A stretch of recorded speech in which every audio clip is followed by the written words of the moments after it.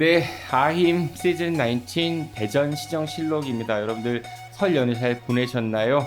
네, 설 저도 잘 보냈고요. 체중이 2kg 쪘습니다. 네, 빨리 빼야 될 텐데 부담감을 안고 오늘 첫 번째 코너인 아레오입니다. 시작하겠습니다. 오늘은 디트뉴스 24 유소라 기자와 함께합니다. 기자님 어서 오십시오.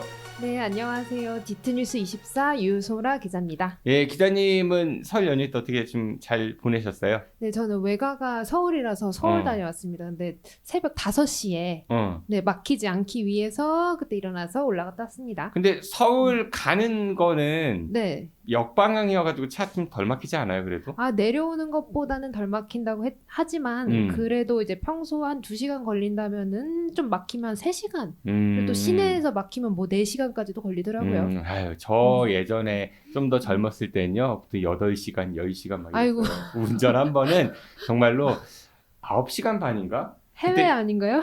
그것도 수동이었어요, 수동 스틱. 예, 그 오토가 아니라. 그래가지고 거의 다리에 막 쥐나는 거죠. 네. 이 기어 일단 넣고 막 클러치 엑셀 막 번갈아가면서 밟아야 하니까. 그 수동 그 운전 해보셨어요? 아니요. 그랬던 시절이 있었네요. 아무튼 3시간이면 빨리 가는 거고, 잘 다녀오셨으니까, 예, 다행입니다. 네, 아레오입니다. 오늘 첫 번째는 어떤 키워드 준비해 주셨나요? 6명이서 3인분입니다. 6명이 3인분. 저는, 예, 가능하신가요? 이해가 가는데, 저는 사실 공깃밥 이런 거 반 먹거든요. 소식자신 거예요? 소식을 하려고 노력을 하죠. 네, 6명이 네네. 3인분 먹을 수도 있는데, 네, 이거는 설동호 교육감 얘기인데요. 제가 음. 이제 설동호 교육감의 업무 추진비 관련해서 좀 지속적으로 보도를 해왔는데 어느 순간 좀 중단이 됐었고 제가 이걸 이렇게 묵혀두다가 여기 INTV에서 좀 처음으로 공개해보고자 네, 오늘 키워드로 들고 왔습니다. 네, 6명이 3인분. 그럼 업추비 예전에 뭐 주말에 쓰고 뭐 이런저런 이야기들을 기자님이 이제 단독으로 취재해서 보도를 하셨었는데, 뭐 쓴 내용에서 6명이 3인분 먹은 것도 있었나 봐요? 네, 이제 업추비 좀 사용 내용을 제가 추가 취재해봤더니 미심쩍은 내용들이 있더라고요. 이제 일부 이제 사용 내역을 거짓으로 작성을 한 건데요. 이를테면은 지난해 3월 뭐 서구의 한 랍스터 가게에서 랍스터를 먹었는데 6명이서 10만 5천 원 썼다라고 이렇게 명시를 했습니다. 랍스터. 네. 랍스터를 인당 2만 원도 안 되는 가격에 드셨다고 하길래 제가 이 부분을 이제 식당에다가 여쭤보고 해서 취재를 해봤더니 세 분이서 드셨더라고요. 그래서 인당 3만 8천 원짜리 뭐 코스로 세 분이서 드셨고 이제 9천 원 할인 받았다라고 했고 9,000원 할인 받았다. 네, 또 알뜰살뜰 할인까지 받으셨더라고요. 근데 이런 내역이 한두 개가 아니었습니다. 찾아보니까요. 우선 랍스터만 해도 사실은 뭐 드실 수는 있습니다. 고급 음식으로 이제 인지가 돼서. 기자님 랍스터 1년에 몇 번 드세요? 제가 근데 그 갑각류를 잘 못 먹어서 랍스터보다는 약간 스테이크. 스테이크. 네, 고기. 랍스터 일반 시민들 먹기가 상당히 좀 부담스러운 그런 음식 아닌가요?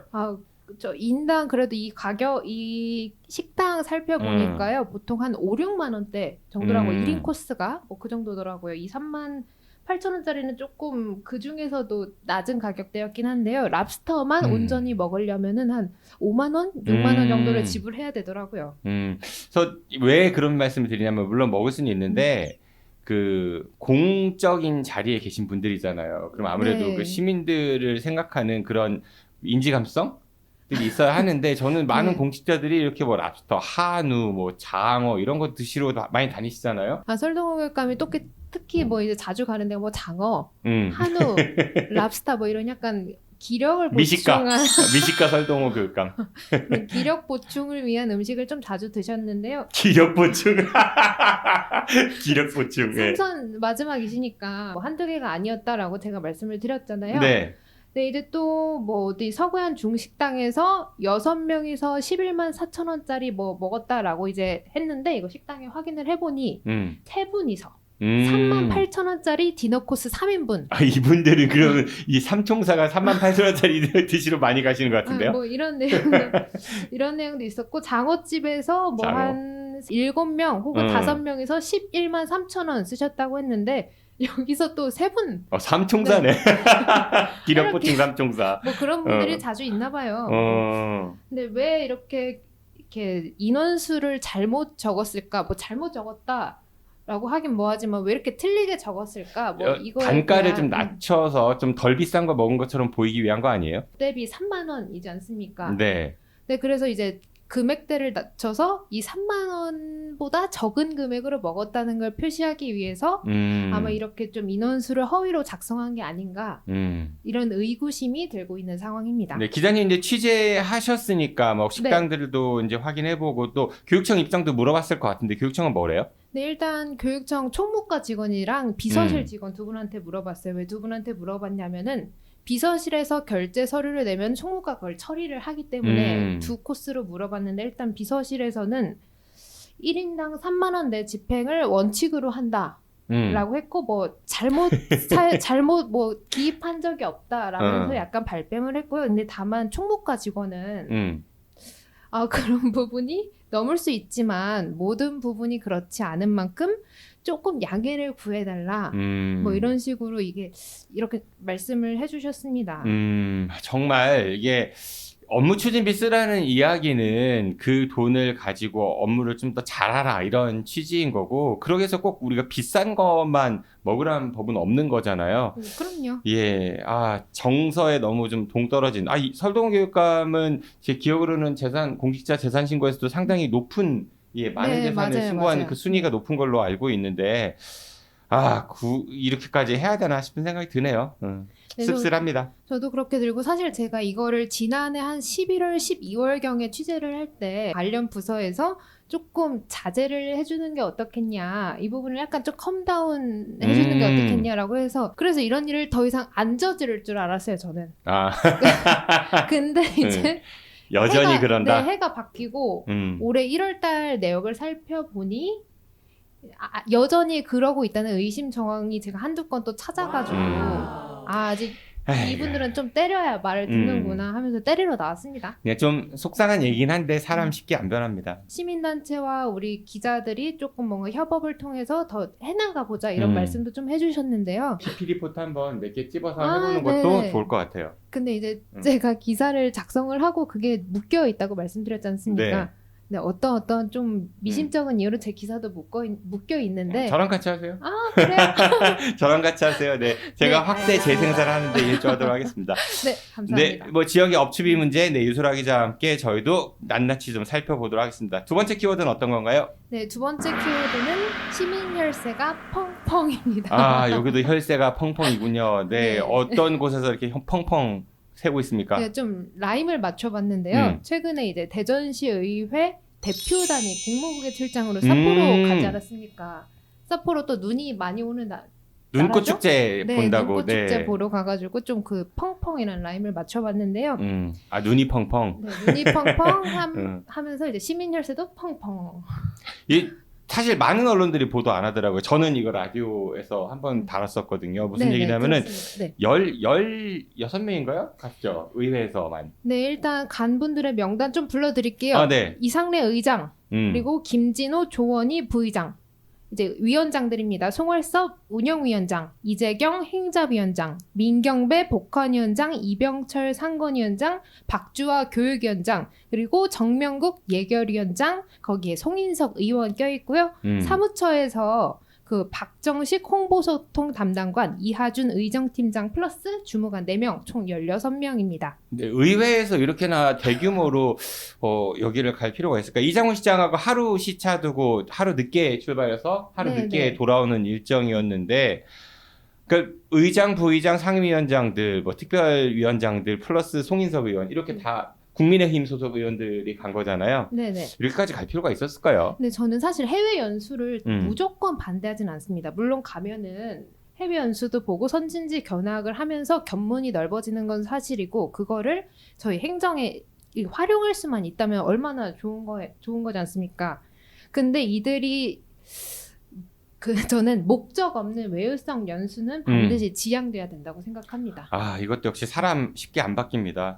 저도 일정 봤는데 네. 의회 삿포로시 의회가 한 30분 머무는 거 말고는 사실 이렇다 할 공식 일정이 없더라고요. 네, 일단 출장 목적이 두 가지가 있었죠. 삿포로는 자매도시니까 자매도시에서 눈축제 와라 뭐 이렇게 개회식 초청을 했다. 그리고 삿포로시 의회와 교류 협력을 하기 위해 갔다. 라고 이렇게 쓰여 있는데요. 아까 방금 말씀해 주신 대로 의회 방문 몇 분이었나요? 30분. 30분을 위해 현수막 들고 사진 찍고. 자, 이런 거 만약에 초청하면 저 같으면은 시민들 추첨해갖고 보내주면 오. 얼마나 좋아하겠어요. 시민교류. 네네. 의원들이 이거 정말 대전시가 사상 최초로 재정 규모도 줄이고 긴축 재정을 한다고 하는 이 와중에 의원들이 이렇게 대규모로 10명 플러스 그 의회 사무처 직원 6명 이렇게 우르르 거기를 갈 필요가 있었을까?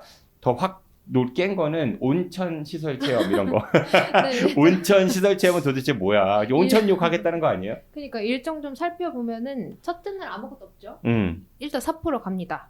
둘째 날 눈축제를 봅니다. 둘째 날에 포함된 관광 문화시설 시찰. 삿포로 맥주 박물관 가셨다고 하시고요. 오타루 운하 삿포로의 대표적인 관광지입니다. 네, 여기 이제 방문을 했고 셋째 날에 앞서 말씀해 주셨듯이 의회 30분 방문하시고 그다음에 체육시설 삿포로 돔 가셨다고 합니다. 대전은 돔구장도 아닌데. 돔으로 지으시지 그랬어요. 그렇죠? 그러니까. 일단 삿포로 돔을 방문을 하셔서 그 다음에 이제 몸의 피로를 풀러 료칸에 갑니다. 온천. 오겐키 데스크는 안 했대요? 말도 안 돼요. 온천 산업 시찰 및 체험. 저는 그 의원들 이렇게 우르르 간 것도 그렇지만 또 기자들도 이번에 상당히 많이 갔어요. 네네. 9명 갔나요? 이제 그거 시청에 이장우 가고, 시장과 그쵸. 함께 취재단으로 5명인가 같고. 네, 거기서 5명, 의회가 4명. 의회에서 4분. 이렇게까지 막 지원해주면서 갈 필요성이 있나요? 이번 국외 출장이? 근데 이게 이제 사무처에서는 이렇게 얘기하죠. 의뢰를 일단 홍보 담당관실 어떤 기자가 갈지 의뢰를 하면은 그게 기자단을 요청을 해서 납부를 해서 간다고 기자가. 에이, 제가 들은 얘기 있는데 그거 너 눈 가리고 아웅 아니에요? 솔직히 알죠 무슨 얘기인지. 노코멘트 하겠습니다. 저희 탐사 취재 들어가 볼까요? 아유 눈 가리고 아웅하고 그래요. 다 아는 사람들 뻔히 아는데. 이렇게 목적 없는 연수를 지양해야 된다는 건데요. 사실 이번 연수에 그 예산이 꽤 많이 들었습니다. 그쵸. 네. 이렇게 총 사무처 직원 16분 가는 거 다 포함해서 3,157만 원 들었습니다. 플러스 알파 있을 겁니다. 분명히 저는 그렇게 의심합니다. 네. 가는 건 좋습니다. 그런데 과연 이 삿포로, 그러니까 물론 대전시가 올해 영시축제, 이제 삿포로시 눈꽃축제도 벤치마킹하고 교류 이런 명분은 있는데 과연 시장 포함해서 의회가 이렇게까지 대규모로 갈 필요성이 있었는지, 그리고 9명의 기자단이 거기에 동행하면서 취재할 거리가 있었는지 이런 것들은 많은 물음표가 좀 나오는 겁니다. 네. 세 번째 키워드 어떤 건가요? 네, 세 번째 키워드는 효과 있을까? 물음표입니다. 뭔데 효과가 있을까요? 대전 서구에서 최근에 화제가 되고 있는 소식인데요.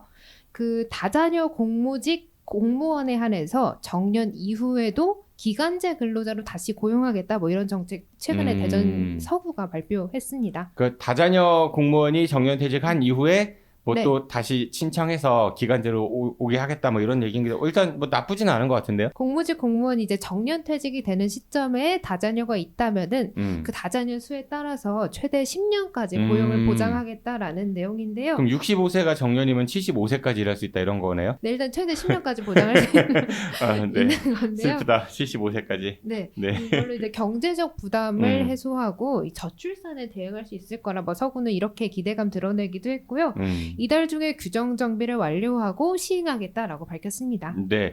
근데 뭐가 효과가 있을까? 이거 왜 그렇게 키워드를 정하신 거예요? 네, 일단은 여러 가지 이유가 있는데요. 첫째, 지금 대전시 같은 큰 집 대전시만 봐도 양육수당, 대전역 양육수당이 정권 바뀌고 2년 후에 없어지고 대전역 무슨 수당이 여러 개 막 생기고 왔다 갔다 하지 않습니까? 결국은 그러니까 정책의 돌고 돌아 연속성. 원위치로 온 거죠. 이름만 바뀐 거고. 맞아요. 이렇게 대전시도 그런데 이제 큰 집도 그런데 이제 정책의 연속성이 과연 지켜질까? 이런 부분에서도 우려가 나오고 있고요. 그리고 지금 대상이 되는 사람이 있고 10년 후에 대상이 되는 사람이 있다면 그분들에게도 혜택이 돌아가야 되지 않습니까? 그렇죠. 네. 이거에 대한 형평성을 생각해서라도. 그렇죠. 이런 우려도 있고요.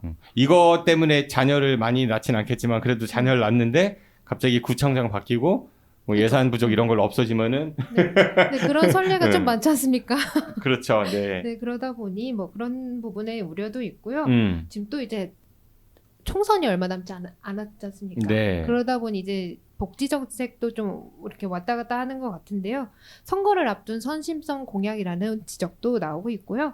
이 정책으로 혜택을 보는 사람들이 사실 그리 많지 않아서 손에 꼽을 정도라고 합니다. 지금 현재 서철모 구청장이 이제 끝날 때까지는 없고요.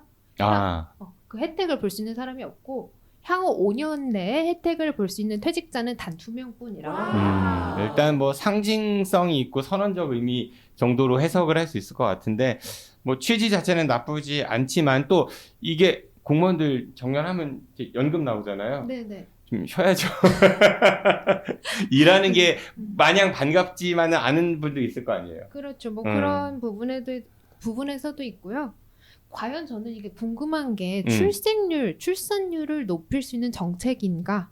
뭐 거기에 대해서도 좀. 그렇지 너무 오래 지금 이제 아이 낳아라 이런 거니까 지금 20, 30대 공무원들이 아이 낳으면은 이 제도의 적용을 받으려면 2, 30년 정도는 기다려야 되는 거니까. 네네. 그러네요. 네. 그러니까 효과가 있을까? 네. 뭐 있으면 좋겠지만 아직 먼 얘기다라는 정도인 것 같습니다. 네, 오늘 아려옵니다는 디트니스타 유소라 기자와 함께 이야기 나눠봤습니다. 기자님 오늘 말씀 고맙습니다. 네, 감사합니다. You keep chasing stars, chasing stars. 네, 대전시정실록 이번 코너는 나는 최고다 시간입니다. 네, 뭐 최고위원 되신 분이죠. 이제 저희 아임의 오랜 패널이신 박정현 더불어민주당 최고위원이었습니다. 어서 오십시오. 네, 안녕하세요. 네, 대덕구민에게 힘이 되는 실력 있는 국회의원 예비후보 민주당 최고위원 박정현입니다. 반갑습니다. 네. 새해 복 많이 받으세요. 네. 예, 정치인이시긴 하지만 정말 정치인 다 되셨어요. 어떻게 연휴 때 민심 많이 좀 살펴보셨어요? 어떠세요? 연휴 때 이제 정치인들은 특히 설 명절 때는 시장을 돌거든요. 거기가 민생의 현장이기 때문에 힘들었어요. 왜요? 예.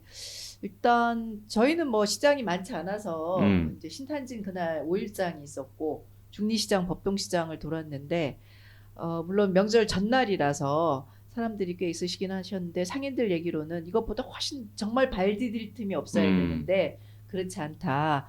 그리고 몇 분들은 그럭저럭 괜찮아요 이렇게 말씀하시는 분들도 계셨는데 대부분이 너무 힘들다고 작년보다 체감 경기가 너무 안 좋다. 작년보다도 힘들다고 하시고 진짜 저 오이 좋아하거든요. 예. 오이가 예전에 3개에 2,000원 뭐 이렇게 샀어요. 그죠? 언제적 얘기예요? 아니 그거 쌍팔년도 얘기 아니잖아요. 불과 그쵸, 얼마 전에 불과 몇 년 전만 해도 얘기인데, 그렇죠. 몇 년 전도 아니야. 작년에도 뭐 그랬던 것 같은데 지금 작년 초? 근데 지금은 뭐 5,000원 이렇게 가고요.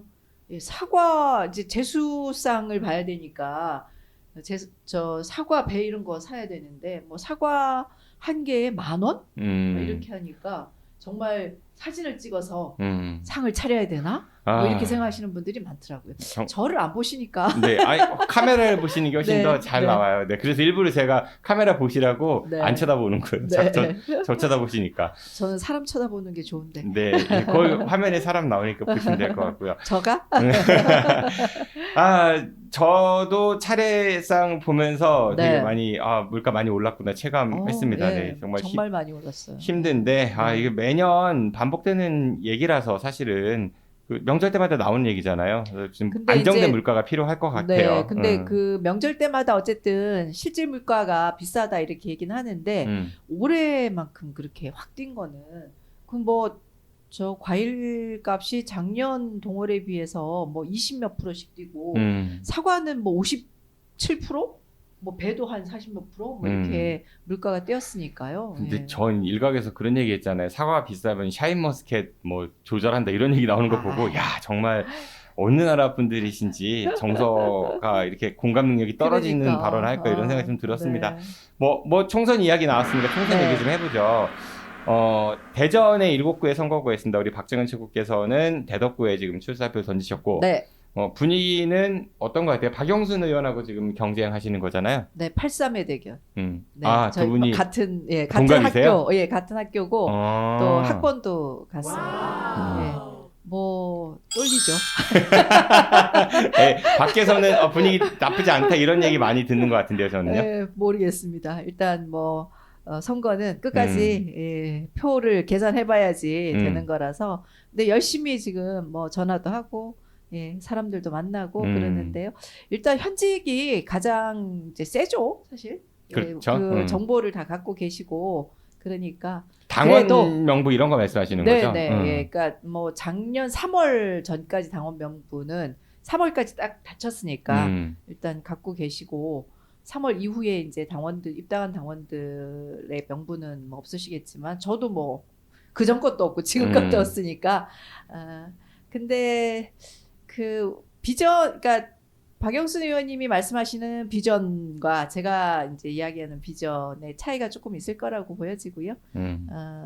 이제 뭐 당원들과 지역 주민들께서 잘 선택하시리라고 생각이 됩니다. 네, 뭐 선전하시고요. 네.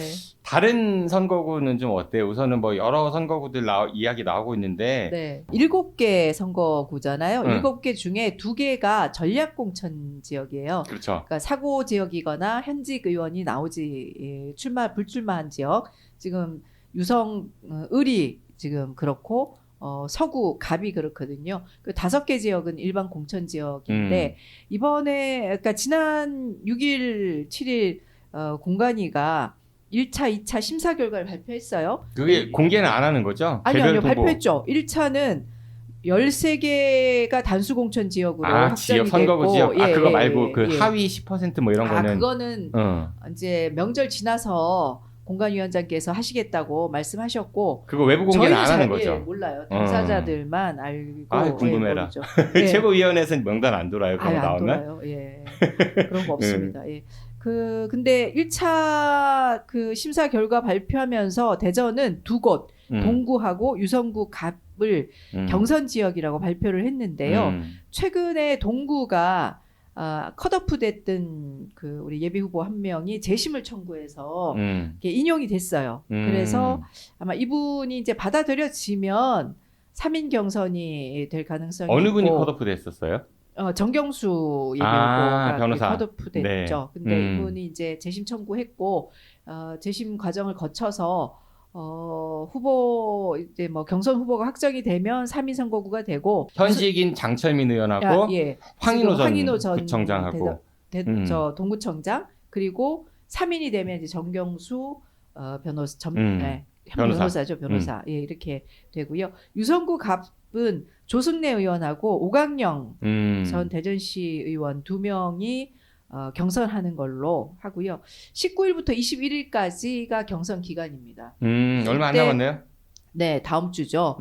당원 50%, 여론조사 50% 해서 아마 21일까지 확인을 해서 21일 날 발표를 한다고 하는 것 같아요. 그러면 그걸 갖고 혹시 뭐 문제 제기가 있으면 그것도 확인을 해야 되니까 그렇게 해서 결정이 될 거고요. 나머지는 지금 전략공천 지역은 전략공천 지역이 됐다고 하니까 제가 이제 최고위원이니까 저한테 전화하셔가지고 이런저런 문의를 하시는데 전략공천 지역은 저희 당규상 어떤 곳이 전략공천 지역이다 이렇게 규정이 되어 있고 당규상 현역 불출마 지역 그리고 사고 지역 뭐 이렇게 돼 있습니다. 그래서 요 2개 저희는 서구 갑 유성 을이 그러니까 박병석 의원 불출마, 그다음 이상민 의원 탈당했으니까 그랬으니까 사고지역이죠. 된 건데. 근데 여기가 이제 전략 공천을 할 수도 있고 그러니까 단수 공천을 할 수도 있고. 그 지금 현재 저 유성을도 그렇고 서갑도 여러분들이 나오셔서 지금 열심히 뛰고 계시잖아요. 그분들 중에 이제 경선을 붙일 수도 있고 아직 결정된 바가 없습니다. 어떻게 할지는 전략공천 지역이라고 해서 무조건 전략으로 꽂는다 이렇게는 안 보셔도 될 것 같고. 그럼 나머지 3개는요? 대덕구는 어떻게 해요? 경선 쫄고 있어요. 뭐 아직 결정이 안 난 거예요? 경선 붙여주겠죠? 그러니까 뭐 단수 공천.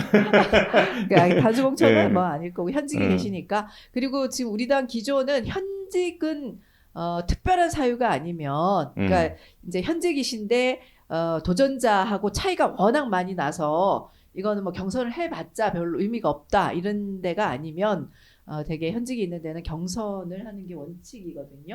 그렇게 되면 서을은 단수시니까 지금 경쟁자가 없어. 아무도 후보 얼마나 예비후보 등록 좋으실까? 안 했죠. 예, 박범계 예, 의원. 얼마나 좋으실까. 거기 그래서- 도전하지 그랬어요. 네. 그랬나요? 네, 거기는 이제 단수 공천이 되실 가능성이 훨씬 높고, 그리고 중구하고 대덕구가 이제 경선 지역으로 될 가능성이 높죠. 현직이 있으신 아직까지는 중앙당이 네. 동구하고 그다음에 이번 유성구 갑은 주에 이제 경선 지역으로 했는데 아직 결정을 못했다. 예, 이번 주에 발표가 아마 이제 저희가 보면 뭐 지금 한 100군데도 안 났거든요. 지금 저희 선거구가 253구시잖아요. 47개가 비례니까. 예, 근데 100곳이 지금 안 났어요. 그러니까 3분의 지금 1 정도가 났다고 보시고 이번 주 다음 주에 쭉쭉 발표가 되지 않을까 이런 생각이 듭니다. 네, 일단 그 유성을 아까 이제 그 말씀드렸는데 네. 뭐 허태정 전 대전시장부터 해가지고 네. 여러 분들이 거기에 도전을 지금 하고 있어요, 그렇죠? 네. 근데 민주당이 중앙당에서 황정화 박사를 인재 영입했잖아요, 청년. 네. 그리고 황정화 박사도 나는 지역구 출마를 하고 싶다, 네, 유성을에 그렇죠. 도전하고 싶다 이렇게 네. 또 의사를 밝히고 있고 네. 또 거기가 마침 전략 선거구로 지정이 됐고 네. 그래서 단수 공천되는 거 아니냐 뭐 이런 얘기까지 나오고 있는 것 같은데 그건 알 수가 없습니다. 알 수가 없지만은 어떤 것 같아요, 분위기는? 그거는 이제 전략 공간위가 굉장히 고심이 될 것 같아요. 현직은 지금 없지만 어쨌든 인재 영입 되신 분들이 최근에 인재 영입 되신 분들은 예전에는 다 비례 이렇게 꿈꾸고 들어오셨는데 요즘은 비례 생각을 거의 안 하시고 지역구에 출마하겠다는 분이 대다수거든요. 그랬을 때 이제 황정아 박사도 이제 이 지역에 뭐 연구원 박사시니까 하겠다라는 의사가 있으신 것 같고, 그리고 지금 거기에 허태정 전 시장께서 또 열심히 뛰고 계시고 시장님은 또 지역 상징성도 있잖아요. 그래서 뭐 경선이 될지 뭐 어쨌든 그 지역이 전략이 될지는 지금 알 수가 없고 다 관심. 그 김창은 예비후보인가요? 네네. 그분도 그렇죠. 거기 뭐 김창훈 열심히 후보도 있고. 우리 정기현 지난번에 의원. 의원했던 예. 정기현 의원도 있고 제가 말씀을 안 드려서 큰일 날 뻔했네요. 아닙니다. 근데 이분들 그러니까 정기현 의원은 그런 주장을 하더라고요. 여기가 전략 선거구면은 과학기술, 그래서 그 과학기술인들끼리 경선을 붙여달라 뭐 이런 얘기까지 또 하는 것 같은데. 그런 제안을 했고 그거는 이제 공간위에서 어떻게 판단할지는 좀 봐야지 될 문제인 것 같습니다. 그리고 이게 선거가 다가오면서 네. 출마지를 이렇게 바꾸는 분들도 간혹 나오더라고요. 우선 뭐 허태정 전 시장이 이 황정화 박사가 전략공천 유성을에 되면서 서구 갑으로 가는 거 아니냐 뭐 이런 얘기도 흘러나오는데 이런 뭐 들어보셨죠 그 얘기? 이런저런 얘기들이 있는데 이게 그 후보자가 자기 지역을 선택할 때는 그 후보자와 지역 주민들의 긴밀한 관련성이 있기 때문에 그 지역을 선택하는 거거든요.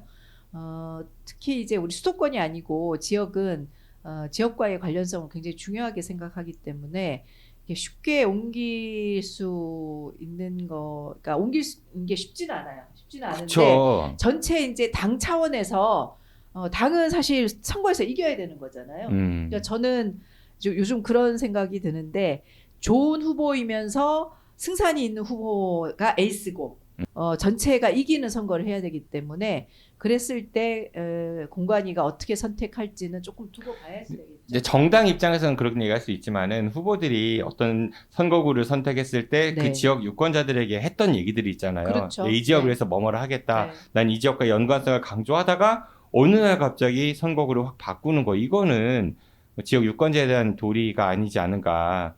그러니까 뭐 이영선 예비후보 사례를 보면은 예전에 세종에서 서구가 모셨다가 다시 또 세종 가셨단 말이죠. 갔다고 하더라고요. 그거 보면 저는 상당히 좀 씁쓸했거든요. 네.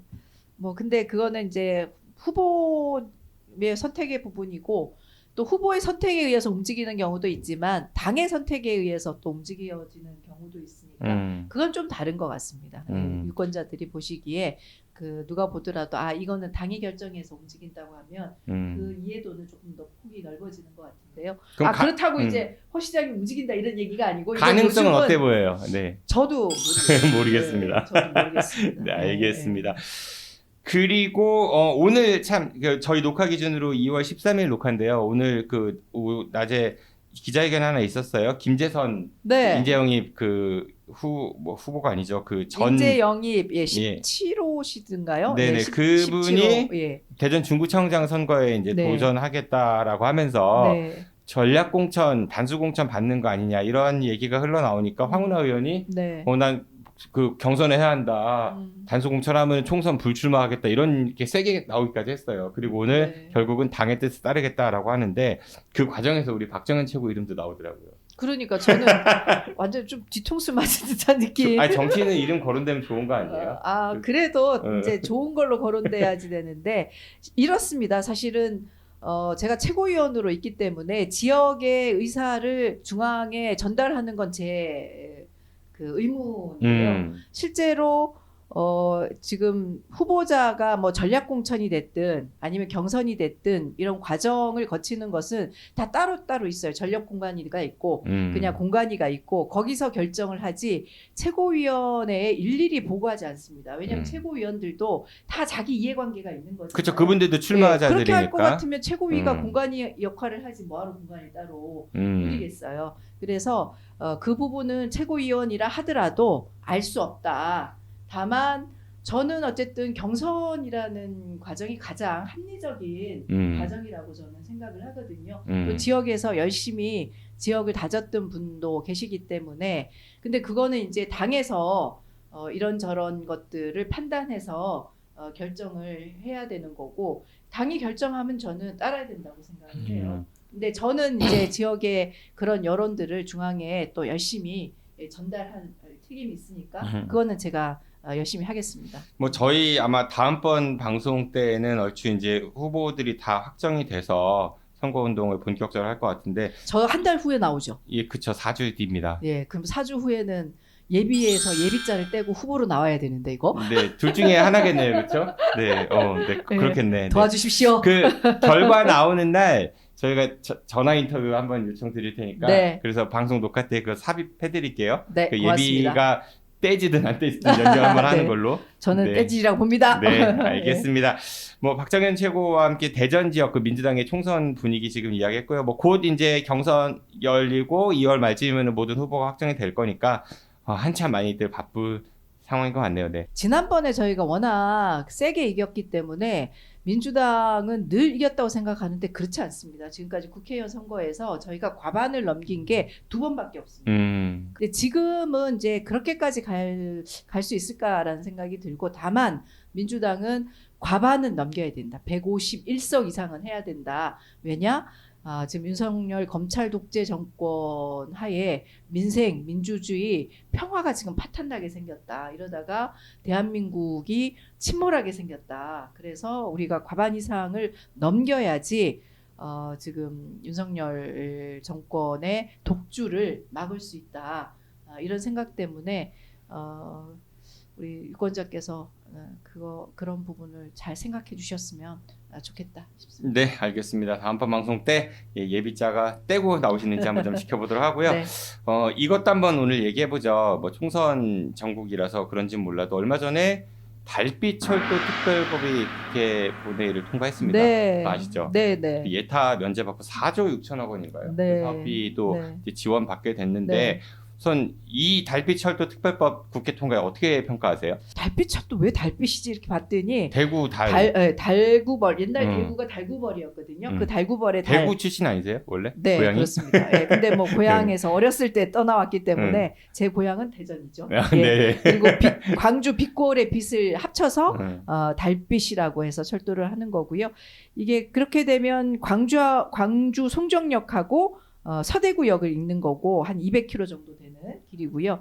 원래 고속도로로 가면 2시간 반 정도 걸리는 거리를 1시간 반 내에 오갈 수 있도록 이 영호남을 기반으로 한 SOC 사업들을 조금 확대하는 그런 프로젝트인데 일단 이거가 이제 지금은 대구하고 광주 부분만 있지만 우리도 지금 그 충청권 광역철도망이라는 게 지금 시작이 되고 있지 않습니까? 1단계는 이제 계룡에서 우리 그 신탄진까지 되고 2단계는 신탄진에서 조치원 그리고 3단계는 계룡에서 강경 이렇게 나눠져 있는데요.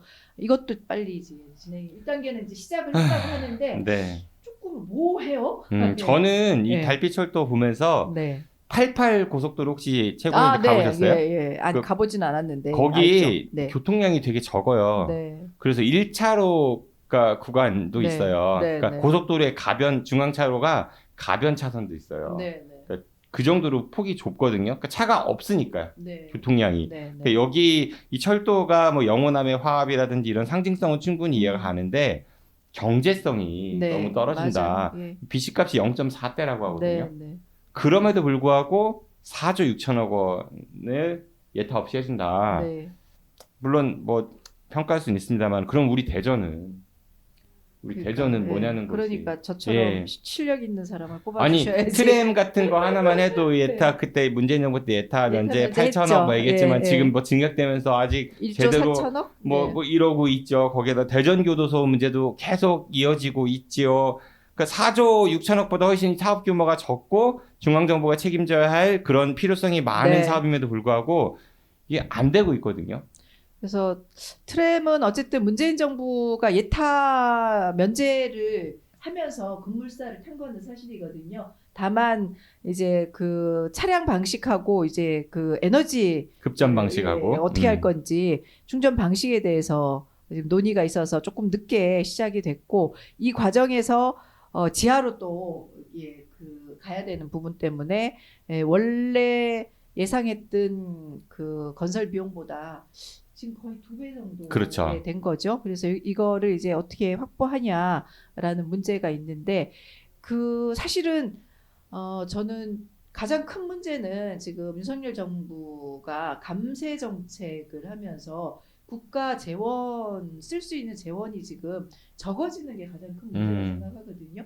이렇게 되면 지금 수도권은 인구의 절반 이상이 수도권에 있기 때문에 수도권이 더 집중적으로 개발이 되고 지역은 더 사실은 어려워지는 거죠. 그래서 달빛 그 철도도 저희가 같이 지원하고 응원하고 대신 다른 지역도 이게 충청권에서 치러져야 될 현안 사업들을 함께 응원하고 예산을 따올 수 있는 그 연대를 만들어야 했어요. 근데 충청권이 이런 굵직굵직한 사업 보면 항상 소외되고 외면받아요. 공항도 그렇고 이 네. 예타 면제 이런 특별법 이런 것들이 있어서 유독 소외받는 거 결국은 충청의 정치적 지위가 다른 영호남에 비해서 좀 낮은 게 원인 아니냐 뭐 이런 지적도 할 수 있을 것 같은데 저는 더 이제 전략적으로 우리가 움직여야 되는데 본인 만약에 국회가 뭐 어떻게 하실래요 이런 문제를? 저는 뭐 우리 충청권 의원들이 연대해서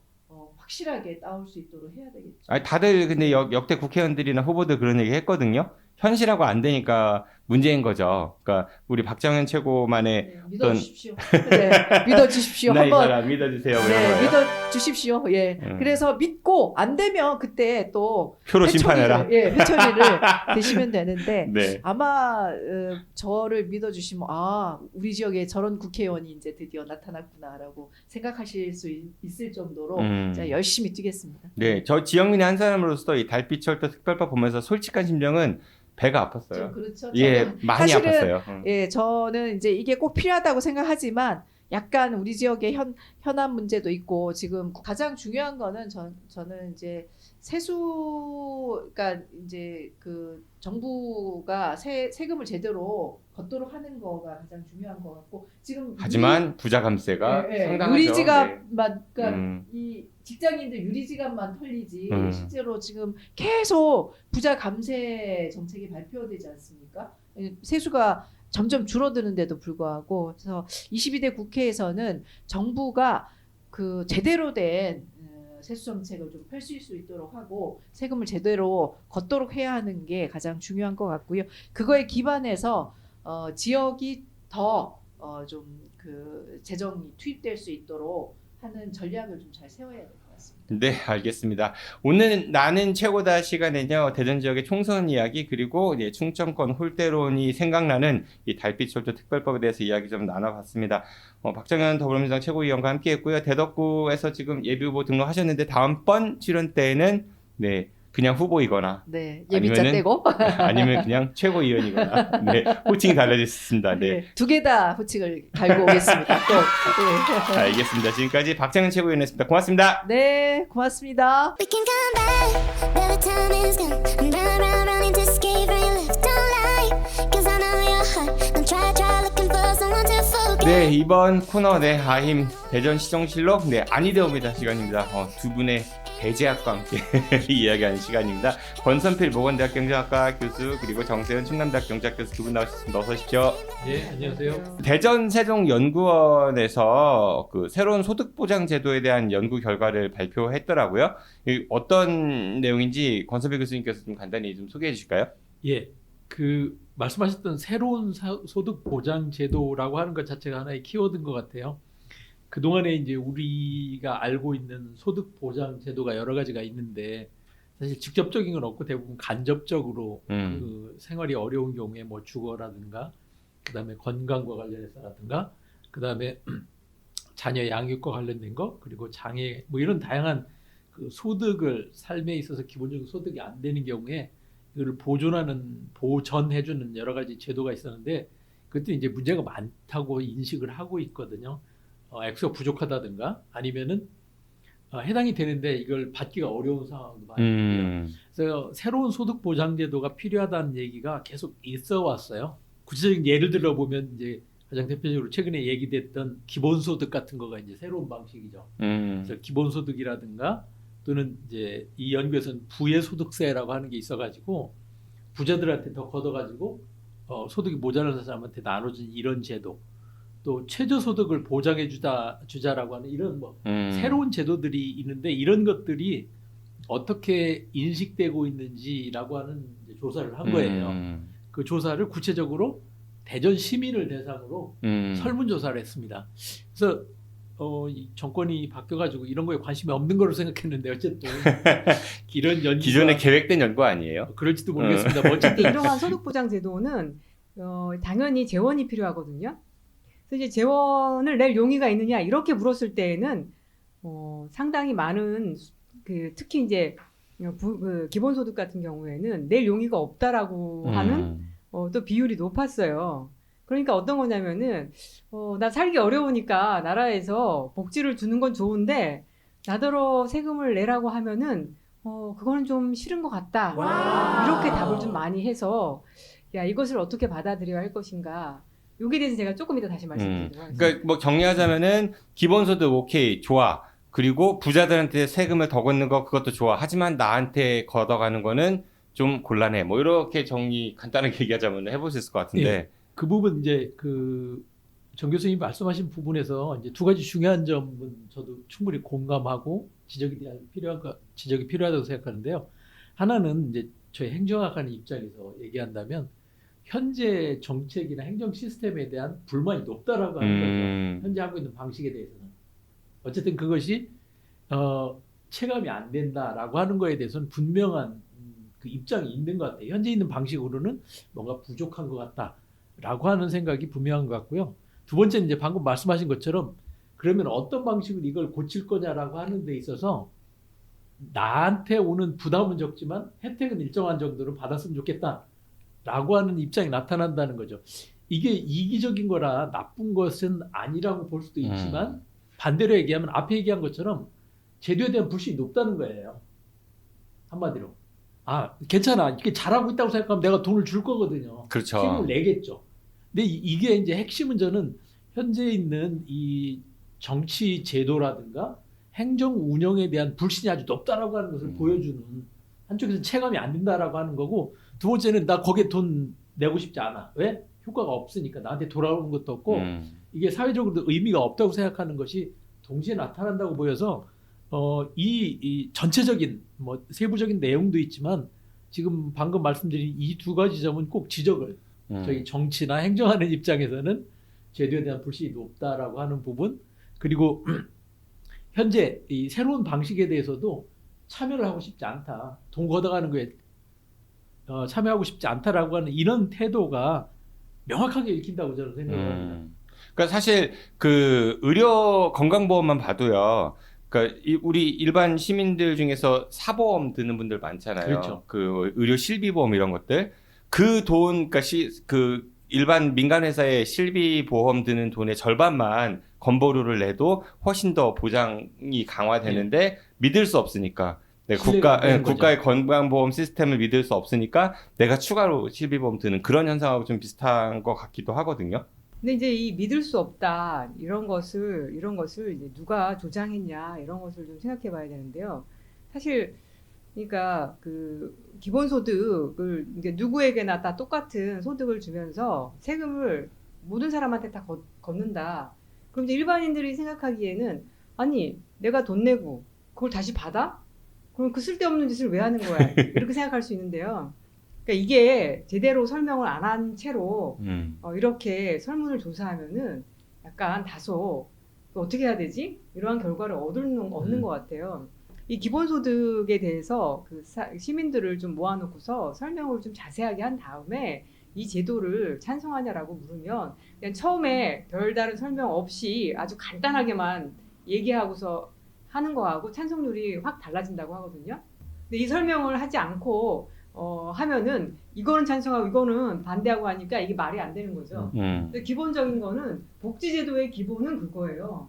예, 결국에는 복지제도가 강화된다. 그리고 복지제도를 강화하기 위해서 세금을 더 많이 걷는다라고 하면은 이거는 분명히 한 70%의 하위 계층은 이익을 보게 돼 있어요. 그리고 한 30%의 상위 계층은 더 부담하게 돼 있거든요. 사실은 그래서 세금을 더 걷어서 복지를 한다라고 하면 누가 제일 반대가 심하냐면은 그 고소득층이 반대가 심해요.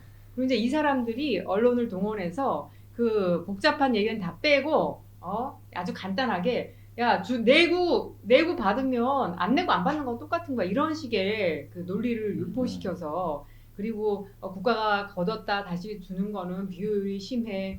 그 사이에서 공무원들이 뭐 헤쳐 먹을 거야, 뭐 그걸 걷어가지고 뭐 보도 블록을 다시 깔 거야 이런 식으로 이 언론을 이렇게 저는 왜곡시키면서 아예 이러한 제도를 못하게 한다고 생각이 들거든요.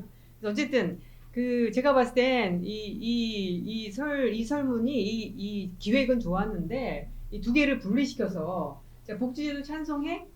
그렇습니다.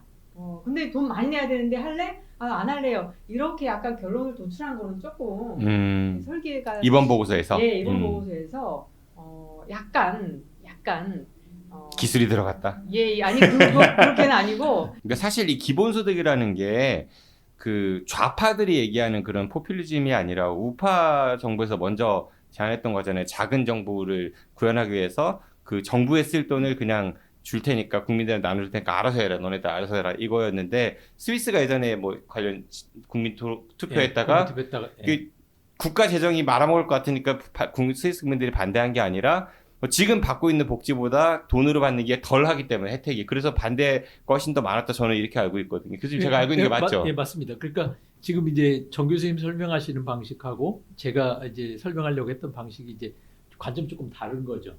그래서 지금 우리나라 상황에서는 이게 사회 시스템의 문제로 그러니까 기본소득이라고 하는 것을 사회에서 소득을 보장하는 제도로 볼 건가라고 하는 관점하고 또 다른 쪽은 실제 개인한테 돌아오는 혜택의 관점에서 이익과 손해라고 하는 관점에서 보는 이 두 가지 다른 관점을 볼 수가 있을 것 같은데요.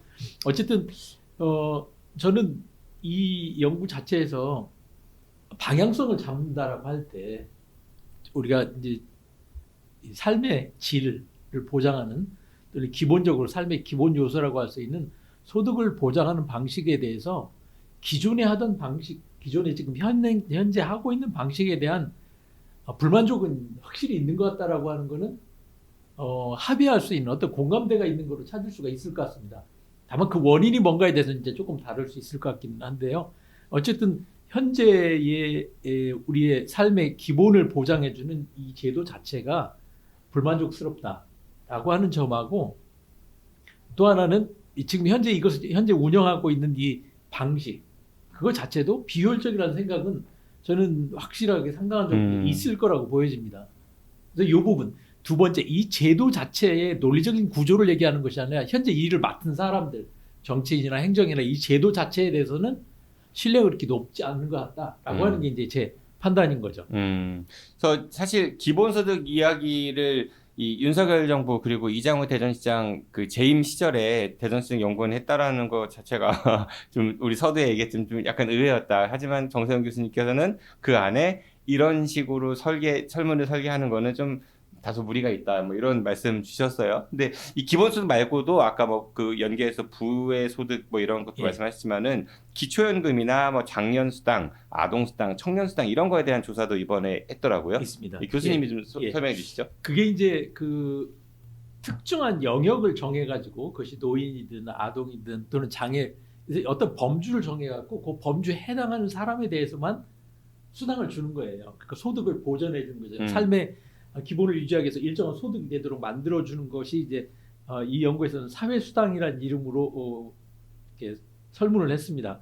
그래서 이 특정한 영역을 정해서 하는 게 그 영역을 어떻게 정하냐에 따라서 이제 다양한 형태가 되는데 그 중에 이제 대표적으로 아까 얘기했던 그 아동수당 같은 거라든가 또는 농민들 대상으로 농민수당 같은 것이 있었던 거거든요. 근데 이런 것들에 대해서도 의견 이제 설문조사를 쭉 해갖고 나온 결과를 보면은 일반적으로는 뭐 대략 아까 얘기했던 부의 소득세가 가장 높고 그 다음에 기본소득이었다면 요거는 그보다는 조금 낮게 나타납니다. 동의도가. 그러니까 특정한 집단에 대해서 해주는 거에 대해서는 내가 속하지 않는 경우라면은 찬성을 하지 않는 거예요. 그러니까 여기에 이제 되게 흥미로운 것 중에 하나가 장애인 수당에 대한 거가 있는데 장애인 수당의 장애인 연금 확대 이 경우에도 보면은 전체적으로 가장 낮아요. 절반이 안 되는 장애인 수당을 확대하자는 거에 대해서는 49.19%, 50%가 조금 안 되는 어떻게 보면 가장 어려운 삶의 그런 처지의 노인분들인데. 그런데 이제 이게 두 가지 측면이 있는 것 같아요. 하나는 거꾸로 여기 이 설문조사 한 걸 보면 현재도 충분히 받고 있다고 생각하는 사람들이 많더라고요. 그러니까 이걸 더 늘려주는 거 장애인은 필요 없는 것 같은데 근데 이제 다른 쪽은 예를 들어 청년이라든가 아동이라든가 장년 이런 건 없었거든요. 그러니까 그쪽에 대한 동의도가 조금 더 높은데 장애인에 대해서 낮은 거는 장애인 자체에 대한 문제를 생각하는 것보다 저는 이미 충분하게 되어 있지 않냐 현재도 그런 생각들이 많이 반영이 되지 않았나 이제 그렇게 생각이 됩니다. 그런 것도 있을 것 같아요. 뭐 직접적 요인은 아니겠지만은 언론에서 워낙 장애인 뭐 갈등 이런 거 많이 하잖아요. 특히 뭐 전장현 뭐 그런 사태 이런 거 하면서 이미지도 좀 이렇게 뭐랄까 약간 대결 구도? 장애인이 과도하게 요구한다. 뭐 이런 뭐 그런 것도 것도 좀 더 씌우지 않았나 이런 생각이 좀 들기도 하고. 저는 이 설문조사를 하면서 아까도 말씀드렸지만 뭐 의도가 있었다 그런 것보다 좀 설명이 좀 부족했던 것 같고 그리고 사람들이 의외로 그 우리나라의 복지 수준에 대해서 잘 몰라요. 그러니까 말씀하셨던 것처럼 장애인 복지가 좀 충분하지 않냐 이런 생각을 하고 있는데 약간 저는 오해라고 생각이 들거든요. 전체적으로 우리는 복지 수준이 좀 낮은 편에 있고 그런 점에서 저는 약간 이 새로운 복지를 도입해서 이 문제를 풀 수 있냐 아니면 기존 복지를 좀 더 강화하는 게 먼저냐 약간 이런 논쟁이 생길 수가 있어요. 이 기본소득이나 부의소득세나 아까 제가 말씀드렸듯이 설계하는 거에 따라서 비슷할 수 있다라는 말씀을 드렸잖아요. 근데 이거를 말을 기본소득으로 하는 거하고 부의소득세로 이야기하는 거하고 약간 말씀하셨듯이 이 소득보장 제도가 좌파 버전하고 우파 버전이 좀 있어요. 우파 버전은 기존에 있는 것들을 좀 없애고 대체해서 최소한만 보장해주자 이런 게 강하고요. 그래서 부의소득세라는 그런 용어를 많이 쓰는 편인데 그 다음에 그 좌파 버전은 진보적인 버전은 기존에 주는 거 다 주고 그런데도 불구하고 그래도 커버하지 못하는 사각지대가 있을 수가 있으니까 그 다음에 이제 기본소득을 주자. 약간 이런 개념이거든요. 그래서 저는 그러면 우리나라는 지금 현재 어떤 상태냐. OECD 평균 수준의 기본 그 복지도 못 주고 있거든요. 그래서 그런 점에서 보면은 사실은 동시에 같이 갈 필요는 있어요. 왜냐하면 지금 사회 변화가 너무 빠르기 때문에 기존의 복지 수준도 낮아서 그것도 커버가 안 되는 사람이 있는데 그거를 놔두고서 갑자기 새로운 제도를 도입해서 다 하려고 하면 돈이 엄청나게 들거든요. 예, 저는 뭐 거둘 수만 있다라고 하면 저는 복지주의자이기 때문에 네. 뭐 증세 뭐 세금 50%씩 걷어서 다 하고 하는 거에 찬성인데 사실은 그 사람들의 그 소득이나 자산 이런 관리라는 게 서서히 점진적으로 변하기 때문에 갑작스럽게 세금을 뭐 2배, 3배 이렇게 걷기는 어렵거든요. 그렇다라고 하면은 약간 좀 그 시기를 두고서 일단 복지가 진짜 필요한 사람한테 충분히 가는 거. 예를 들면 이제 노인들 빈곤율이 우리 한 40% 되잖아요. 그렇죠. 그다음에 이제 아동수당 뭐 10만 원, 20만 원 뭐 주는 거 안 되잖아요. 그러니까 그렇게 생각하면 일단 정말로 복지가 필요하다라고 인정되는 사람이 있으니까 그 사람 먼저 주면서 저는 이제 같이 예를 들어 청년이나 장기 실업자들이나 장년들도 있거든요. 그런 사람들을 위한 또 복지제도를 만들어가는 그런 거에 있어서는 예를 들어 성남에서 했던 뭐 청년 기본소득이라든지 이런 것들이 저는 좋은 실험이라고 생각이 들거든요. 기본적으로 전통적으로 그 복지가 필요하다고 확실하게 인지되고 있으나 충분하지 않은 사람들 위한 복지도 빨리 확충을 하고 그다음에 기존의 복지 시스템이 커버하지 못하는 그 사각지대를 위한 사람들 같은 경우에는 그건 또 사실은 뭐 충분히 지자체에서 실험을 저는 해볼 수도 있다고 생각이 들거든요.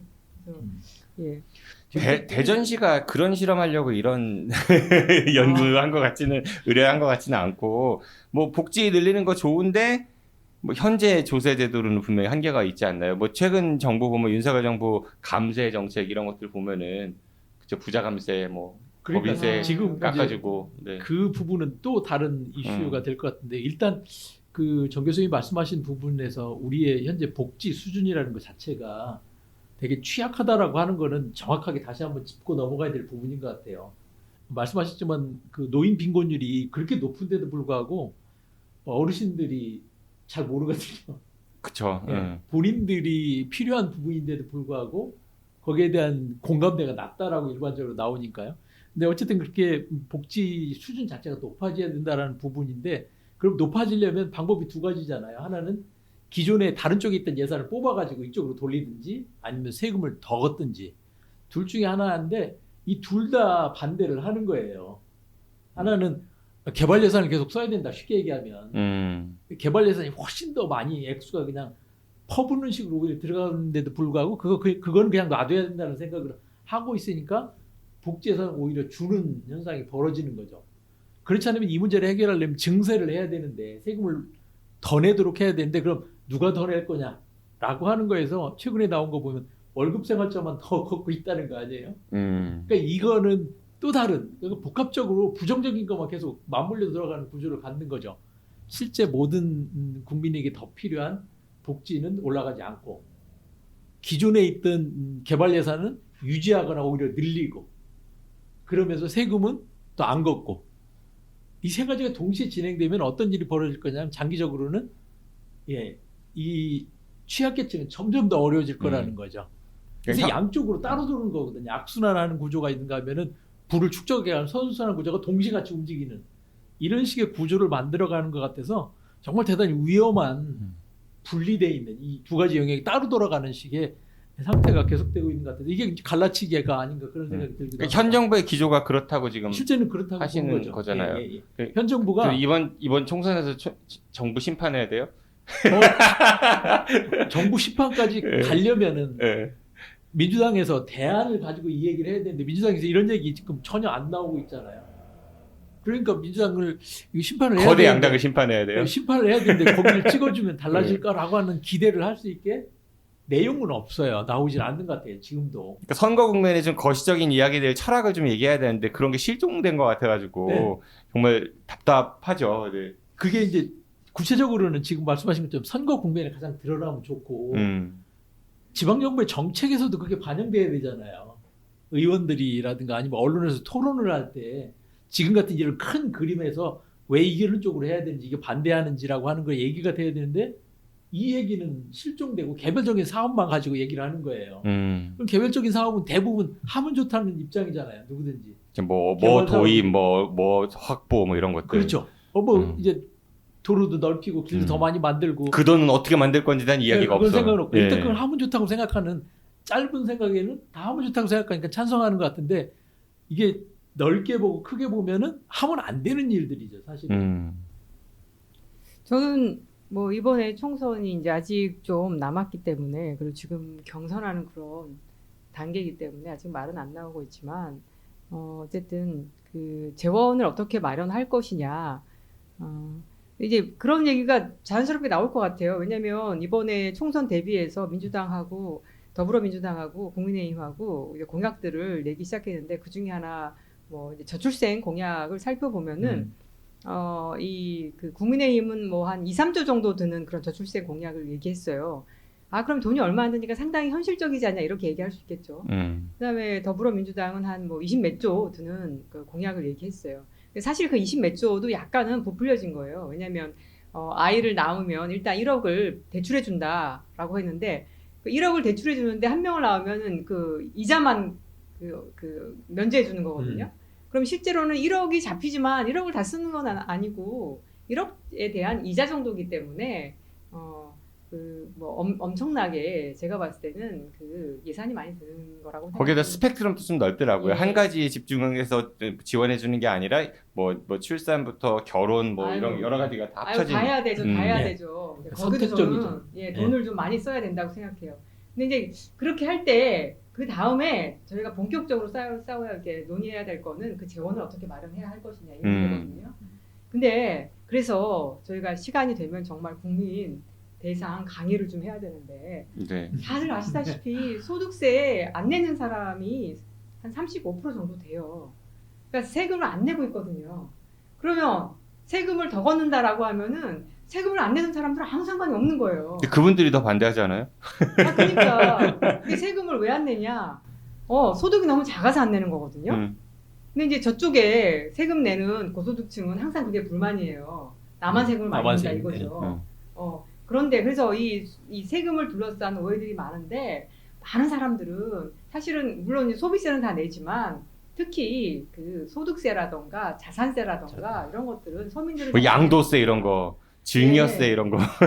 그래서 저는 진짜 우리가 복지, 증세, 동맹을 좀 결성해야 된다. 한 서민 한 50%와 한 60%는 증세에서 복지를 쓰면은 다 이익이거든요. 한국 경제 전체에 좋아요. 그래서 이번 총선 기간에 좀 그런 복지 증세 동맹 이런 것들이 좀 뭐 만들어주면 좋겠다라는 생각을 좀 하고 있어요. 정말로 빈부의 격차가 심해져서 저소득층이 소비 여력을 상실하게 되면은 그 나라 경제 시스템 무너지는 거잖아요. 무너지죠. 지금 이미 그래서 세계 대공황도 왔었던 거고. 코로나 이후에 사실 저소득층 특히 자영업자 같은 경우에는 소득이 계속 줄어들었고요. 특히 융자 아까 말씀하셨던 그런 건데 융자를 받아서 연명을 해오다가 회복이 되면 그걸 갚으려고 생각했는데 이게 안 되는 상황이 벌어진 거예요. 그러다 보니까 이분들이 부채를 갚아가는 과정에 소비를 할 수가 없게 되는 거죠. 폐업할 수도 있고. 예, 폐업을 하게 되면 이제 그 산업 자체의 구조가 무너지잖아요. 그렇죠. 그러니까 소비를 지탱해 오던 기본 구조가 한쪽부터 무너져 내릴 가능성이 있는 겁니다. 지금 그런 단계를 이미 가고 있다고 보여지는데 윤석열 정부의 정책의 특징 중에 하나가 뭐냐면 무너지는 쪽을 그냥 덮어두고 거기는 제외하고서 나머지를 돌리자 이런 식인 것 같아요. 이걸 사회 전체를 끌고 가서 함께 순환하는 구조를 만드는 게 아니라 무너지는 데는 완전히 무너져가지고 거기만 무너지고 끝나도록 차단을 하는 구조를 자꾸 만드는 식으로 접근하고 있다는 생각이 듭니다. 이게 아주 무서운 거죠. 그러니까 사실 사회가 건전하게 잘 흘러가려면은 뭐 이게 빈부격차를 없애자 이런 이야기가 아니라 각자의 영역에서 좀 잘 돌아가야 하는데 참 그런 생각이 부족한 것 같아서 안타깝다는 생각이 듭니다. 뭐 우리 이러면서 뭐 기본소득 이런 것들은 사실 보편적 복지라고 하는데 예전에 아이들 학교 급식 때도 있었었고요. 그게 과연 필요한 거냐? 이재용 아들한테 왜 정부가 밥을 제공해야 되냐 이런 논리도 이제 그 당시 한나라당에서 얘기하기도 했었죠. 이 보편적 복지 혹은 선별적 복지에 대한 교수님들의 생각을 끝으로 좀 청해 듣고 대전시가 어떤 정책 철학을 가져야 될지 그 조언도 함께 듣겠습니다. 당연히 보편적 복지가 그 선별적 복지는 전체에게 복지를 주는 것이 아니라 이제 그 타겟을 정해서 일부 계층에게 복지를 주는 것인데 그렇게 하게 되면은 그 행정 비용도 좀 더 많이 들고 그래서 복지는 보편적으로 하고 대신에 나중에 필요한 재원을 거둘 때에 그때 이제 능력에 따라서 그렇게 걷는 것이 훨씬 복지 제도를 그러니까 그 선별적으로 하다 보면은 내가 이 복지에 해당이 되나 안 되나 그러면은 내가 이 복지에 해당이 되려면은 이렇게 행동해야지. 그런 선별적 복지 제도 자체가 이제 사람의 행동 방식을 그것을 타먹기 위해서 아니면 그 대상이 되기 위해서 이렇게 왜곡시키는 것도 있거든요. 수준이 높아지게 되면은 저는 그 사회는 그 도전하는 그 기회도 많아지고 내가 실패하더라도 나는 어딘가 항상 기댈 수 있다 이런 거 있잖아요. 그래서 그 사회가 훨씬 더 혁신적이 된다라고 하거든요. 그런 점에서 보편적 복지 이거는 뭐 한두 마디로 이걸 이제 그 뭐가 낫다 이렇게 제가 설득하기가 어렵지만 보편적 복지가 훨씬 더 그 북유럽의 그 시스템을 보더라도 이 성장과 분배에 다 두루두루 좋은 성과를 내는 것이 바로 보편적 복지라고 할 수 있겠습니다. 예, 지금 현재로 아마 우리 대전 지역 포함해서 가장 어려운 상황에 있는 분들이 이제 자영업 그리고 특히 청년층이 되게 그 빈곤계층이 급격히 늘어나고 있거든요. 일자리 문제가 있고 또 일자리가 마음에 안 드는 일자리가 많다 보니까 사실은 그 경제활동에서 물러나 있는 니트족 뭐 이렇게 얘기하는 게 상당히 숫자가 많더라고요. 그리고 고령화되면서 이제 노인들이 계속 늘어나고 있거든요. 이런 집단들에 대해서 지역 내에서 어떻게 이 순환구조 안에 이걸 편입시킬 건가라고 하는 고민을 해야 되거든요. 역할을 주고 소득도 갖게 하고 또 소득을 갖게 되면 소비를 하게 되니까. 그래서 지역 내에서 이런 그 자영업자라든가 또 노인 1인 가구 청년들이 지역 경제 안에 편입될 수 있도록 하는 메커니즘을 만들어내야 되는데 그 방법이 이제 기본소득을 통해서 지역화폐 같은 걸 사용하도록 하는 방식으로 하면 2중 3중의 효과가 나타나거든요. 입증이 돼 있는 겁니다. 그래서 그런 제도를 통해 갖고 지역 경제의 선순환 구조 또 포용적인 구조를 만들어내는 게 필요한데 이런 관점이 전혀 없어요. 개별적인 사업으로 개별적인 대상에 대한 접근을 하고 있어서 이게 대단히 단기적이고 또 위험한 방식의 접근이라고 할 수 있습니다. 아까 말씀하셨던 것처럼 그 특정한 방식의 지원을 없애버리면 금방 불안한 상태에 빠지게 되거든요. 불안정한 상태에. 이것이 반복적으로 일어나게 되면은 사회 전체가 무너지는 거죠. 그래서 통합형으로 지역사회의 경제적 구조 안에 이 경제적으로 어려운 사람들이 들어올 수 있도록 하는 포용적인 방식이 필요한데 그 방식 중에 하나가 이 세금 제도를 통해서 연결을 하든 지역화폐를 통해서 연결하든 아니면은 기본소득을 통해서 연결하든 어떤 식으로든 포용을 하지 않는다면은 결국 한쪽부터 무너져 내려가고 결국은 함께 무너지는 소비가 다 연결돼 있고 생산이 연결돼 있거든요. 이런 지역사회의 생태계 자체가 경제적 생태계가 무너지지 않도록 하는 것을 목표로 하는 정책이 대단히 중요한데 그런 관점이 없다는 게 되게 아쉬운 부분입니다. 늘. 사실 우리가 살면서 정말 의지하고 싶은 친구가 단 한 명이라도 있으면 그 사람의 삶은 성공한 삶이라고 이야기하잖아요. 그 친구가 국가나 지자체가 되면 얼마나 좋을까 이런 생각을 좀 하는 시간이었습니다. 네, 오늘 아니되옵니다에서는요. 네, 대전세종연구원이 최근 발표한 새로운 소득보장제도에 대한 그 연구 결과 보고서를 놓고 네, 두 교수님과 함께 이야기 나눴습니다. 권선필, 정세현 두 교수님이셨습니다. 고맙습니다. 네, 감사합니다. 고맙습니다.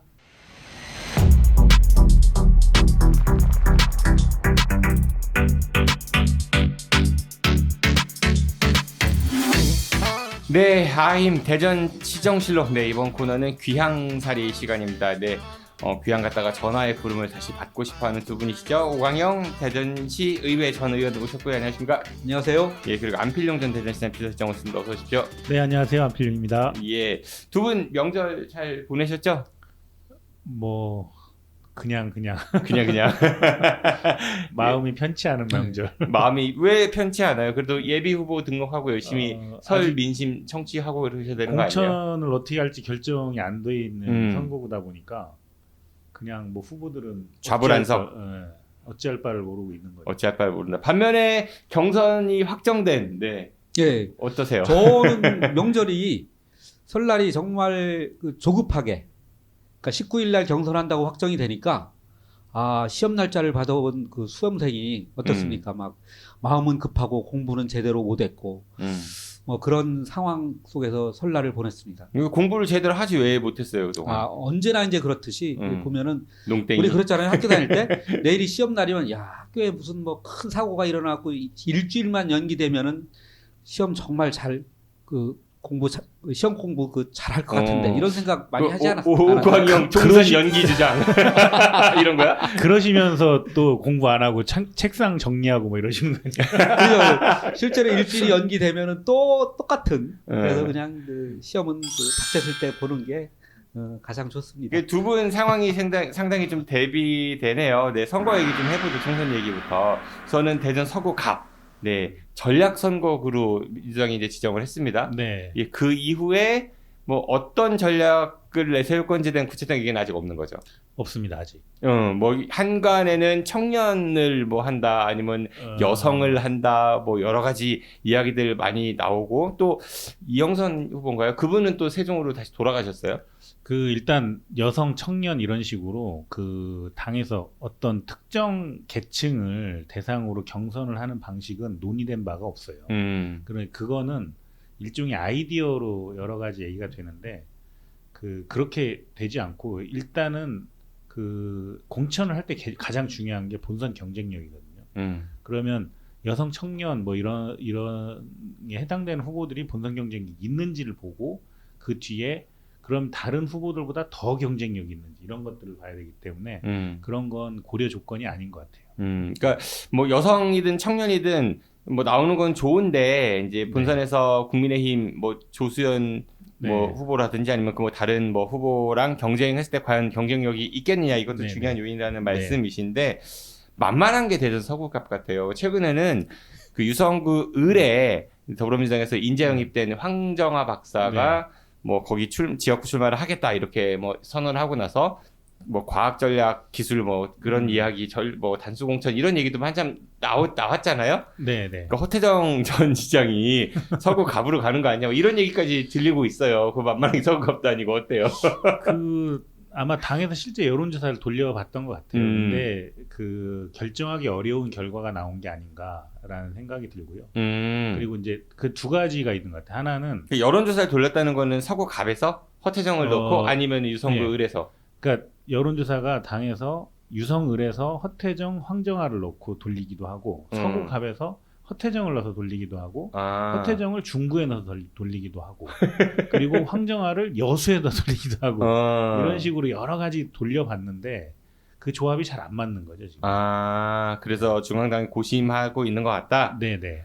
그 서구갑 예비후보 입장에서는 상당히 아까 얘기한 대로 좀 자불안석이겠네요. 그러니까 나의 의지와 노력과 상관없이 자꾸 그렇게 흘러가니까. 근데 이제 저는 개인적으로는 이제 허태정 시장하고의 인연이 있으니까 허태정 시장이 아마 좋은 결정을 하고 있으리라고 생각을 하는 거죠. 그냥 유성구 을에 남을 것이다.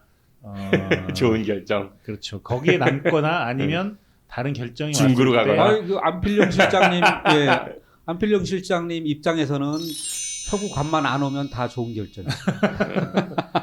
아닌가요? 어렵게 그렇죠. 옮겼으니 선거구 결정할 때 어렵게 결정한 거잖아요. 우리 그렇죠. 안필영 시장께서는.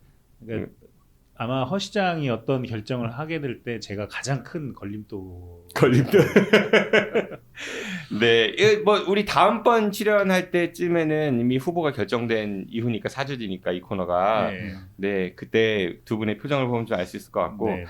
유성구 갑은 그래도 일단은 경선까지는 가요. 그러네요. 근데 다음 출연할 때 제가 경선에서 졌으면은 진짜 귀양살이가 되는 거고. 아니, 경선에서 이겼으면 이게 귀양을 지금 벗어나서 이제 한양으로 이렇게 올라갈 채비를 하고 있는 그런 상황이 되겠네요. 그런데 뭐 이제 들리는 얘기로는 조승래 의원이 워낙 막강하다. 인지도도 그렇고 또 의정 활동도 열심히 했고 그에 비해서 오광영 그 예비 후보는 인지도 면이라든지 뭐 이렇게 너무 좀 비교된 떨어지는 거 아니냐 이런 평가도 많아요. 그렇게 보일 뿐입니다. 네. 제가 그 판단하는 기준은 실제로 그 시대에 맞는 정치인은 그때그때 달라진다. 물론 재선하고 8년째 국회의원을 하기 때문에 가지고 있는 아우라, 조직력 뭐 이런 것들이 상당하죠. 그럼에도 불구하고 당원들은 그렇게 생각하지 않는다라는 것이 제가 그동안 선거운동을 하면서 확인한 민심입니다. 그러니까 정말 윤석열 정부 3년 동안 남은 3년 동안 제대로 싸울 국회의원 후보가 누구인지 민주당 선수가 누구인지는 이거는 당원들이 아주 심각하게 지금 그 고민을 하고 있는 그 과정이라고 저는 생각을 하고요.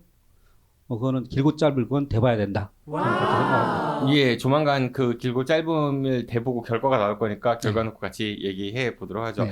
두 분 다 다음번 방송에 출연 안 하실 수도 있겠네요.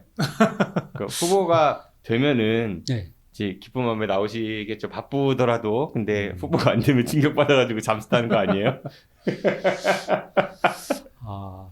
이게 이제 대부분의 후보들이 희망회로를 돌리다가 그 네. 희망회로가 꺼졌을 때 감당할 수 없는 그 후폭풍에 그렇게 하기도 하죠. 개인적으로 저는 경선이 3번째예요. 시의원 처음 할 때도 경선했고요. 지난번 2022년도 지방선거에서 경선에서 제가 떨어졌지 않습니까? 저는 3번째 경선이기 때문에 이게 이제 거의 달관한 지경에 이제 지경에 이르렀다고 저는 판단을 하는데. 알겠습니다. 네. 네. 다른 선거구는 좀 분위기 어때요? 일단은 뭐 여러 선거구 있지만은 좀 주목받을 수 있을 만한 곳이 뭐 유성을 아까 조금 전에 얘기했지만은 그 황정화 박사 네. 뭐 그 어쨌든 중앙당에서 인재 영입을 한 거니까 허태정 시장 어떻게 전망하세요? 일단 그 지금 현재 상태에서는 민주당 후보가 누가 나가도 이기는 것 같아요. 근데 그 변수가 있잖아요. 신당 변수가 있기 때문에 그렇게 됐을 때 과연 이길 수 있느냐의 문제, 그리고 그러면 지금 현재 황정화 박사가 넉넉하게 이기고 있느냐, 이런 것도 하나의 변수가 있는 것 같고요. 그리고 그에 앞서서 또 어떤 변수가 있냐면 이 어쨌든 인재 영입했던 사람들이 지역구를 나가려고 하는 이유는 비례대표제가 안정이 안 됐기 때문에 그렇거든요. 그렇죠. 예, 그래서 그 부분이 어떻게 정리되느냐도 하나의 변수일 것 같아요.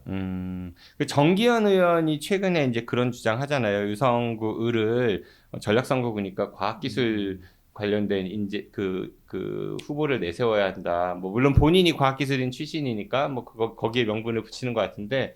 그러니까 그 지역에 과학 그 대덕 연구단지가 있고 과학기술인들이 많이 있는 건 사실이지만 유권자의 절대 다수가 과학기술인이 아니기 때문에 그 얘기는 그냥 아이디어 정도로 넘어가야 되는 게 아닌가. 과학기술인 출신 뭐 이제 이런 것들을 얘기를 하는데 사실 글쎄요, 그 황정화 박사를 영입을 하는데 이제 아까 지금 안필용 실장께서 얘기를 했는데 그 경쟁력에 대해서 이야기를 하잖아요. 근데 저는 제3당의 변수가 있더라도 실제로 유성을에서는 민주당이 유리할 거라고 저는 생각을 합니다. 제가 확인한 뭐 예를 들어서 이상민 의원에 대해서 뭐 폄하하거나 그러는 것이 아니고 실제로 정치인 이상민을 대하는 그 유성을의 유권자들은 이미 사실 마음이 떠나 있고 좀 식상한 부분들이 엄청나게 많이 쌓여 있기 때문에 그것이 표로 표출이 될 거다. 그래서 아마도 이상민 의원이 거기 가서 얻을 수 있는 거는 국힘의 그 핵심 지지층들이 갖고 있는 그 정도지 않을까 이런 생각으로 볼 때, 뭐 아무튼 그거는 그러니까 이제 그 부분은 맞는데 그 만약에 신당에서 그 지역의 국회의원 출신의 과학기술인을 낸다면 후보를 낸다면 누가 있지? 뭐 거기에 예전에 전에 신용현 의원, 바른미래당. 네. 그 이제 그런 분들이 나왔을 때 그러면 과학기술인들이 누구를 선택할 거냐는 또 다른 얘기거든요. 표가 좀 분산될 수 있다. 그렇죠. 그러니까 그런 부분들이 여러 가지가 있기 때문에 우리가 굳이 이거를 과학기술인 뭐 과학기술 특별 선거구로 만들 이유도 없는 거예요. 그러니까 아까 그 서구 갑이 청년 신인 이런 얘기를 했는데 그럼 그건 이제 후보를 놓고 봤을 때 그런 건데 유권자들이 그 유권자들의 분포가 청년 신인들이 많은 유권자를 차지하고 있느냐는 또 다른 얘기거든요. 그래서 자기들을 대표하는 선수가 누구인지 이런 거에 대해서는 유권자는 생각이 다를 수 있기 때문에 저기는 어때요? 그러면은 박정현 최고위원이 어쨌든 중앙당 최고위원을 지금 하고 있잖아요. 대덕구. 네. 대덕구 같은 경우에는 보이세요? 사실 이제 어떻게 보면은 대전에 7개 선거구를 놓고 볼 때 변수가 있는 곳이 가장 큰 데가 저는 중구라고 보고 대덕구는 상대적으로 변수가 좀 약한 곳이라고 봅니다. 민주당 내에서 민주당 경선을 통해서 가려주는 후보가 되더라도 거기는 본선에서 치열하게 맞붙는 선거구라고 생각을 하고 그게 박정현 최고가 됐던 박영순 의원이 됐던 본선에서 치열하게 맞붙는 지역인데 거기가 대전판의 어떤 변수가 되기는 좀 어려운데 중구 같은 경우에가 변수가 될 수가 있겠죠. 중구는 그 오늘 여론조사 꽃에서 조사한 거 보니까 이은건 후보랑 거의 막상 막하더라고요. 거의 지지율 차이가 안 날 정도로. 그러니까 제가 박정현 최고를 물어본 거는 박영순 현 의원하고의 경쟁에서 이제 현역 의원이 보통 유리하잖아요.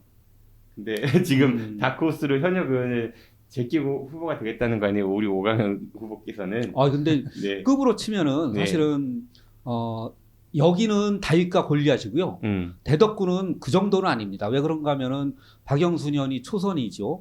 박정현 도전하는 박정현 최고 같은 경우 최고위원에다가 여성 가점까지 누릴 수 있는 그런 분이잖아요.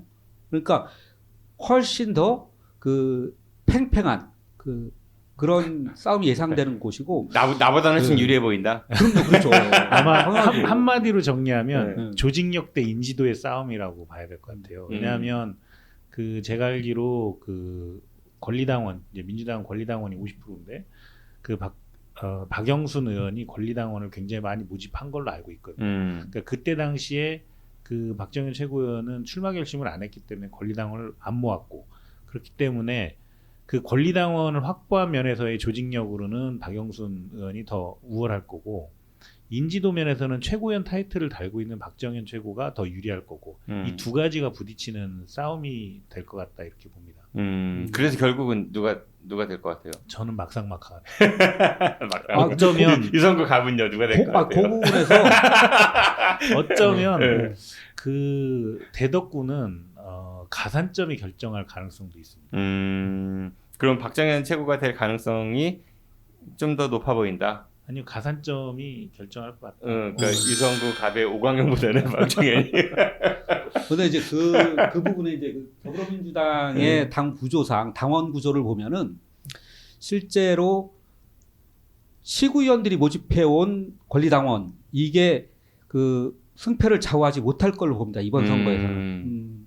그 승패를 좌우하는 당원의 표심은 어떤 건가 하면은 자발적으로 입당한 소위 말하는 온라인 당원들이 승패를 좌우할 거로 생각을 해요. 근데 그 온라인 당원들이 많이 들어온 시기가 있어요.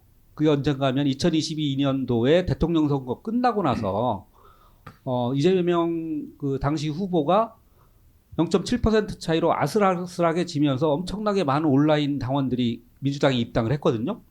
그거 한 차례로 쭉 썰물같이 한번 들어왔고 두 번째가 이재명 대표에 대한 체포동의안 관련해서 파동이 일어났을 때 두 번째 썰물이 한번 쭉 들어왔어요.